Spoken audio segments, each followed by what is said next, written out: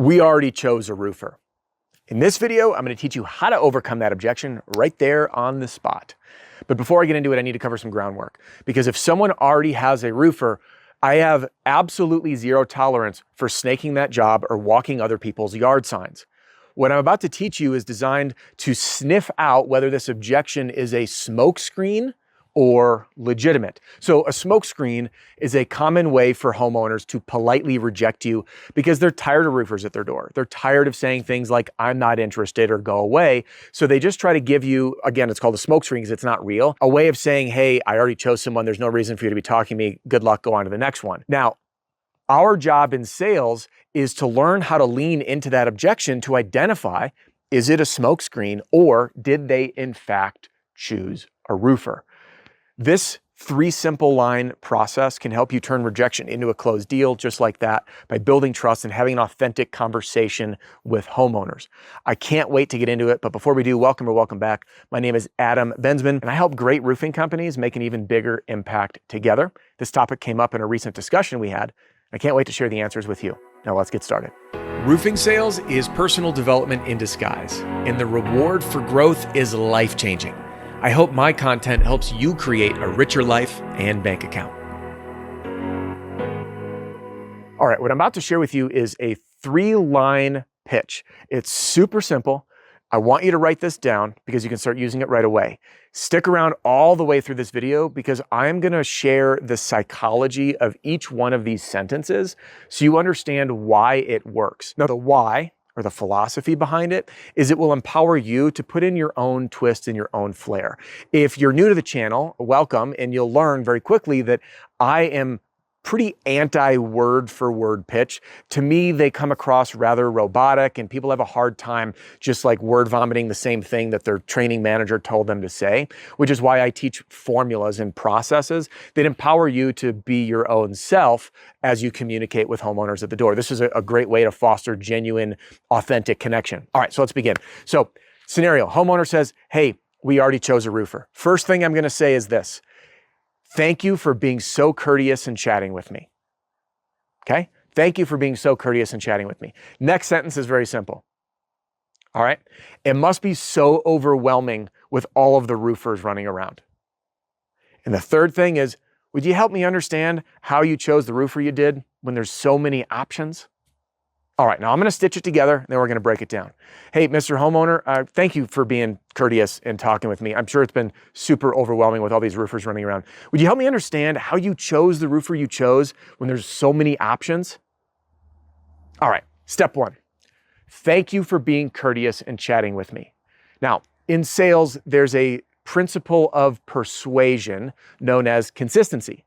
So someone that does a nice thing for you is more likely to continually do nice things for you. They're also inclined to behave in a consistent way. So I'll give you an example. Like I was out driving in the mountains. We were out in the middle of nowhere, by the way, my wife and I.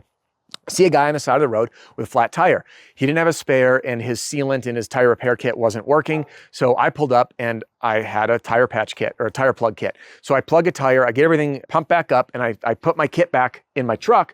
And then as we're about to leave, I see his tire gets flat again. Well, I'd already done a favor for him. So you think I'm going to leave him there? No. So I got my tire kit back out and I ended up finding the next hole, plugged that one, pumped it back up, put my tire kit away, and then waited. And I was like, okay, so now I did favor 1, I did favor 2, and then favor 3 was, hey, why don't I drive behind you? That way, if you end up, we're gonna make sure you get out.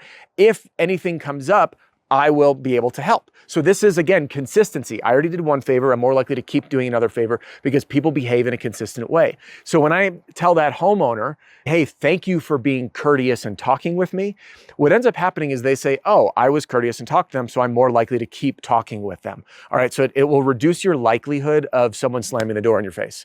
All right, sentence number 2. It must have been so overwhelming with all these roofers running around.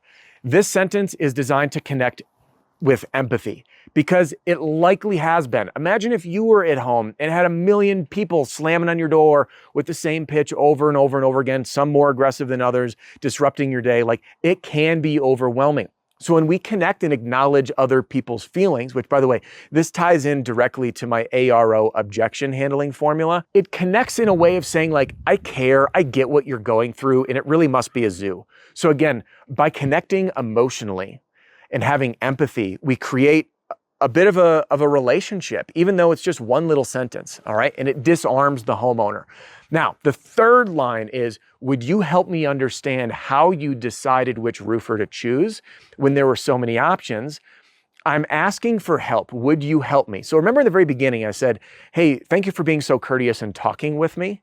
Now that consistency is there, right? So I'm going to say, hey, would you help me? So they were already courteous for talking to you. They're more likely to continue talking. So it's a very soft way to say, hey, would you help me understand how you made the decision you did with there's so many options?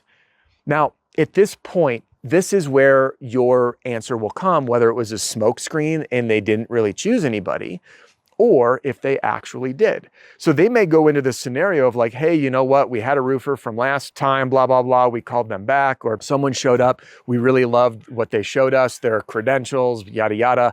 And they're going to give you an answer that is quite legit. And if they didn't actually choose a roofer, they're likely going to either be caught on their heels or they're going to confess. And you'll know very clearly if it was a smokescreen. At that point, you just meet with them and be like, I see what you did there, and I don't blame you. You're probably totally overwhelmed. And then just slide into your pitch, okay? So there's a really simple way in just 3 sentences that you can start using right now to identify whether you got a smokescreen or it was legit. And if it was a smokescreen, you're in conversation and you can convert that opportunity into a signed deal.